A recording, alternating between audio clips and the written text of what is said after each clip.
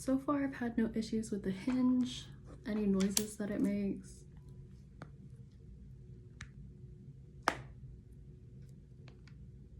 It's pretty smooth to me, but again, I've only had it for maybe 5 days-ish, so it could change as I keep doing this.